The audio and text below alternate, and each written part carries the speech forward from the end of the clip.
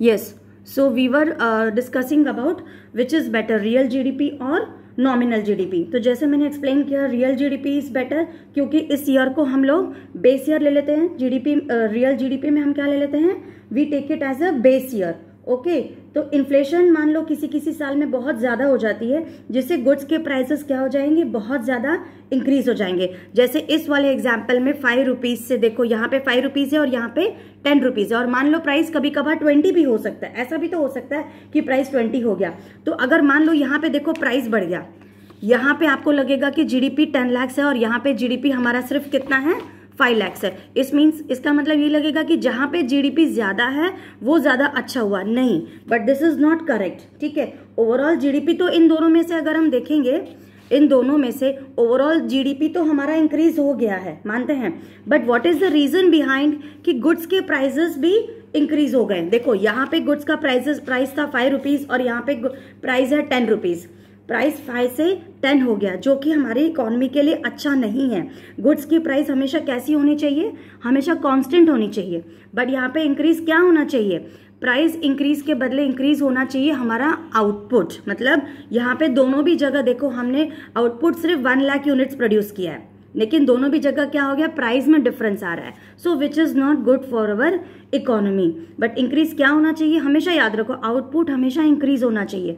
अगर आउटपुट हमारी इकोनॉमी का इंक्रीज हो गया तो हम मानेंगे कि जीडीपी जो है रियलिटी में बढ़ रही है। That is why we call this as real GDP. ठीक है, इसीलिए हम ये बोलते हैं कि रियल जीडीपी हमारे लिए ज्यादा अच्छा है, या हम बोल सकते हैं कि रियल जीडीपी हमारी इकोनॉमी के लिए ज्यादा फायदेमंद है। ठीक है, अब देखो ये ज्यादा फायदेमंद कैसे है। अब तुम लोग पूछोगे कि ma'am we know real GDP is good for us, but how it is better, this you see by this example.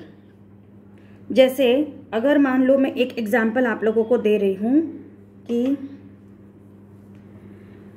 यहां पे रियल जीडीपी में we are taking an example, suppose यहां पे हम बेस ईयर ले लेते हैं 2008 को। ठीक है, 2008 को हम बेस ईयर ले लेते हैं। तो उस समय 2008 में जो मार्केट प्राइस था वो था ₹5। ठीक है, 2008 में मार्केट प्राइस कितना था, ₹5। अब आज के ईयर में, जैसे today this year we are in 2020। ठीक है, अब हम यहाँ पे प्रोडक्शन करेंगे, मतलब 2020 में हम लोग प्रोडक्शन करेंगे 1 लाख यूनिट्स का।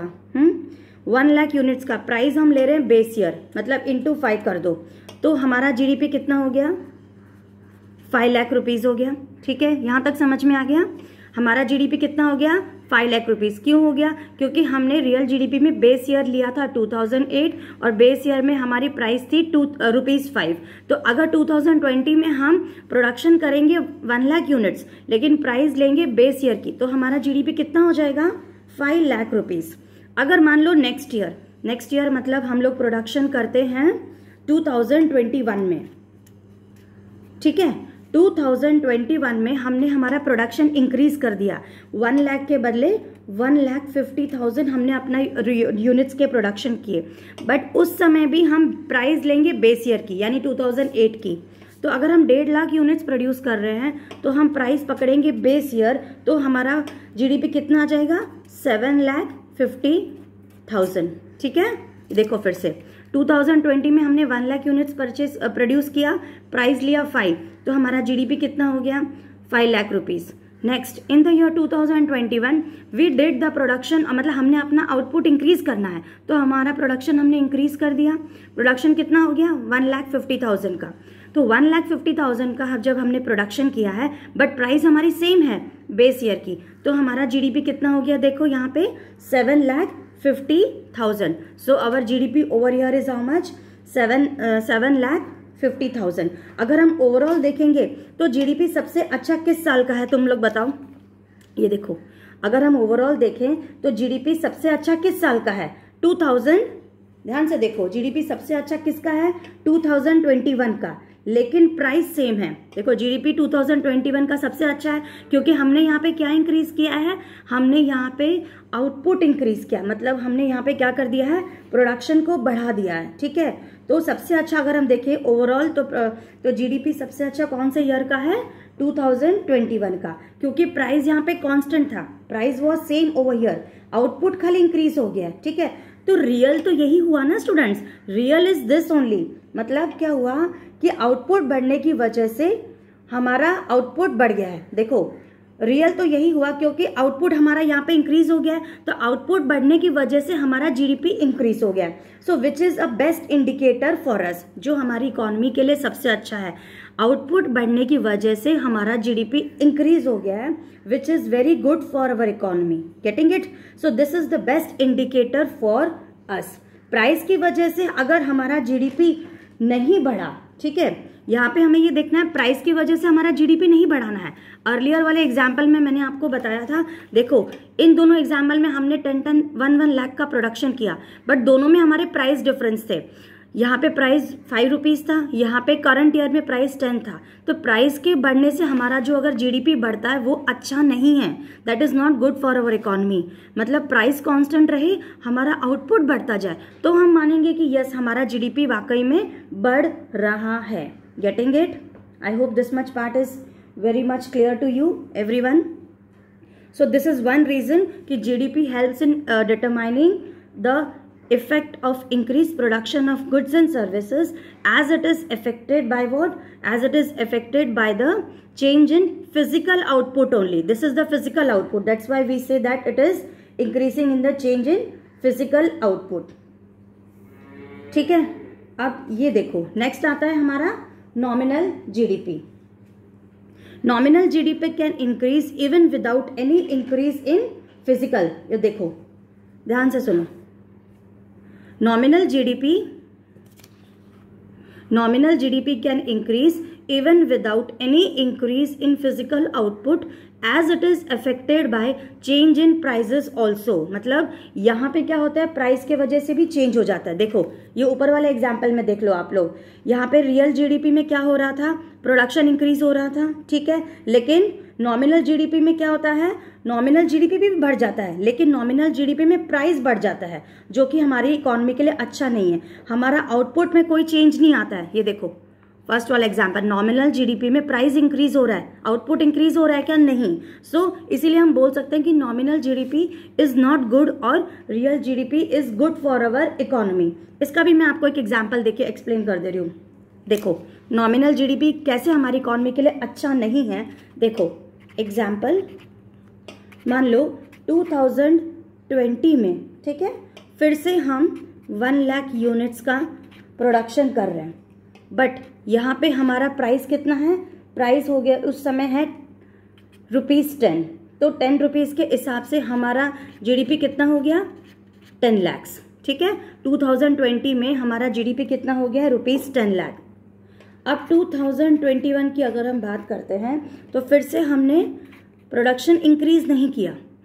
प्रोडक्शन इंक्रीज हम कर ही नहीं पा रहे हैं। क्यों नहीं कर पा रहे हैं, क्योंकि हमारा प्राइस बढ़ते जा रहा है। देखो यहाँ पे 10 रुपीज़ हमने प्राइस लिया था, अब 2020 में इन्फ्लेशन की वजह से, as you all know inflation is day by day affecting us, so inflation की वजह से हमारा प्राइस बढ़ गया। 10 रुपये से यहाँ पे हमारा प्राइस बढ़ के कितना हो गया है, 12 रुपीज़ हो गया। तो हमारा जीडीपी कितना हो गया, 12 लाख।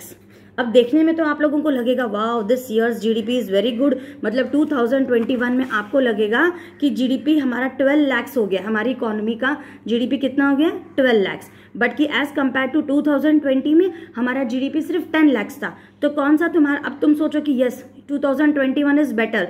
क्यों बेटर है, क्योंकि यहाँ पे हमारा जीडीपी इंक्रीज हो गया, but which is not good, क्योंकि हमने प्रोडक्शन तो इंक्रीज किया ही नहीं ना। देखो आउटपुट हमारा सेम है, हाँ आउटपुट तो सेम है, लेकिन प्राइस बढ़ गया है। तो प्राइस हमेशा कांस्टेंट होना चाहिए। किसी भी इकोनॉमी में जीडीपी अच्छा तब माना जाएगा जब प्राइस कांस्टेंट रहेगी और हमारा आउटपुट बढ़ता जाए। जैसे ये अर्लियर एग्जांपल में देखो, रियल जीडीपी में मैंने बताया था ना, प्राइस कांस्टेंट है और आउटपुट इंक्रीज हो रहा है, सो उसको हम बोलेंगे कि that GDP is really good for us. So question arises, हमारा क्वेश्चन क्या था, which GDP is better for our economy, nominal GDP और रियल जीडीपी। तो अब आप लोगों को समझ में आ गया होगा कि real GDP is better for us, so we can come to the conclusion.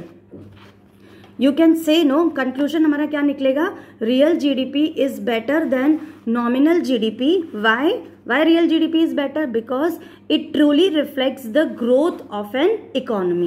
I hope this much is clear to you. Real GDP is better than nominal GDP as it truly reflects the growth of an economy. ठीक है? So this was all about real GDP and nominal GDP. I hope आप लोगों को ये पूरा concept समझ में आ गया होगा. अब इसके बाद जो है एक छोटा सा मान लो एक छोटा सा कंसेप्ट आता है.